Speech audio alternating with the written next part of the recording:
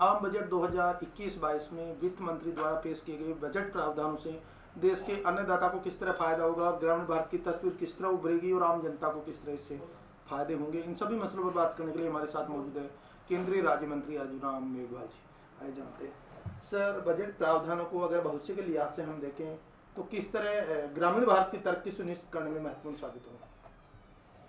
देखिए, ये तो बजट है, ये 6 पिलर पे खड़ा है और अगर हम सभी 6 पिलर की बात करें तो उसमें इंफ्रास्ट्रक्चर से लेकर के शहरी और ग्रामीण सभी स्थानों पर जो इंफ्रास्ट्रक्चर क्रिएट होगा उससे सबको फायदा होगा।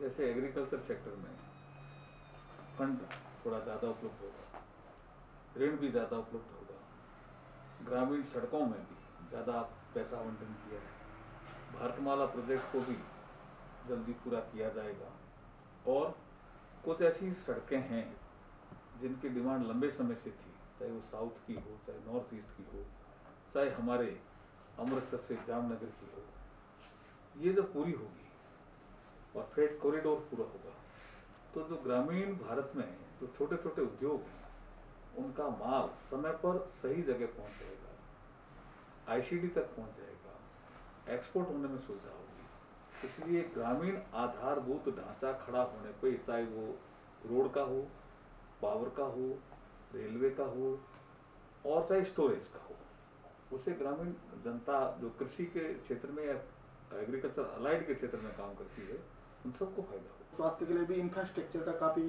फंड बढ़ा है, तो इसको किस तरह हम देखते कोरोना के बाद एक हेल्थ सेक्टर को सरकार का दृष्टिकोण। देखिए, कोविड मैनेजमेंट के बाद जो भारत की तस्वीर संसार के देशों में उभर करके सामने आई है उसमें वैक्सीनेशन एक महत्वपूर्ण एक प्रोग्राम था। 14 देशों में भारत का वैक्सीन गया है, ये भारत के लिए बड़ी उपलब्धि है। वर्ल्ड ऑर्डर, जैसे वित्त मंत्री जी ने अपने बजट में ही कहा है कि सेकेंड वर्ल्ड वॉर के बाद एक नया वर्ल्ड ऑर्डर बना था, पोस्ट कोविड के बाद भी एक न्यू वर्ल्ड ऑर्डर बनेगा। उस न्यू वर्ल्ड ऑर्डर में भारत की भूमिका महत्वपूर्ण रहने वाली है। उसमें हेल्थ सेक्टर में जो ज़्यादा प्रावधान किए गए हैं, इनोवेशन के प्रावधान किए गए हैं, R&D के प्रावधान किए गए हैं, उससे निश्चित रूप से भारत की साख भी बढ़ेगी और भारत का हेल्थ सेक्टर भी मजबूत होगा। उज्ज्वला स्कीम है, उसके तहत 1 करोड़ लाभार्थियों को फिर से जोड़ने का प्रावधान रखा है। पोषण जो अभियान है उसको 2.0 फिर से बढ़ाने की पहल की जा रही है।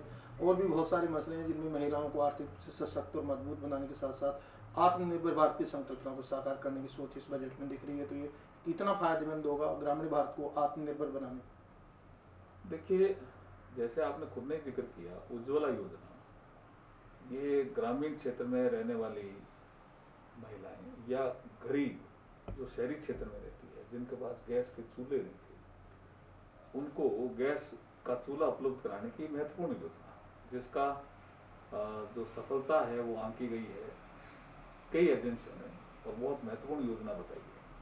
धुएं से भी मुक्ति मिली ग्रामीण महिलाओं को और उनको गैस का चूल्हा भी मिला, उनका स्वास्थ्य भी ठीक हुआ।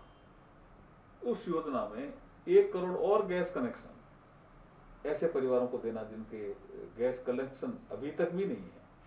तो ये तो एक भारत के मानवीय मूल्यों से जुड़ा हुआ प्रश्न है जिसको हल करने का प्रयास किया है कि जो बच गए हैं उनको भी हम गैस का चूल्हा दें। तो ये आत्मनिर्भर भारत अभियान की गाथा भी कहता है और महिलाओं के सशक्तिकरण की भी ये बात कहता है। MSP का मामला हो या मंडियों का मामला हो, उससे कहीं कहीं अब ये देखा जा सकता है क्या कि जो आंदोलनकारी किसान हैं उनको जो शंकाएं हैं वो बजट के जरिए दूर हो सकती है। देखिए, उनको शंकाएं होनी भी नहीं चाहिए, क्योंकि अब 6 साल का आंकलन देखेंगे मोदी जी के कालखंड का, इस सरकार का, इन 6 सालों में जो आंकड़े दिए हैं वित्त मंत्री जी ने आज बजट में, 13-14 में धान की कितनी खरीद होती थी और अब कितनी हो रही है, कई जगह 10 डबल है, कई जगह कितनी गुना बढ़ी है, कई नए चीजें भी MSP में जोड़ी है, दलहन और ऐसी चीजों का भी उत्पादन बढ़ा है और उसकी खरीद भी बढ़ी है। तो इससे किसानों को भी फायदा हुआ है, स्टोरेज चेन हमारी मजबूत हुई है। प्रधानमंत्री किसान सम्मान निधि के द्वारा किसानों को डायरेक्ट पैसा पहुंच रहा है, प्रधानमंत्री फसल बीमा योजना के द्वारा भी किसानों को डायरेक्ट खाते में पैसा जा रहा है, किसानों की आय भी बढ़ी है, उनको इनोवेशन भी मिला है। नए नए हम किस कृषि क्षेत्र में क्या काम कर सकते हैं उसकी बात इस बजट में है।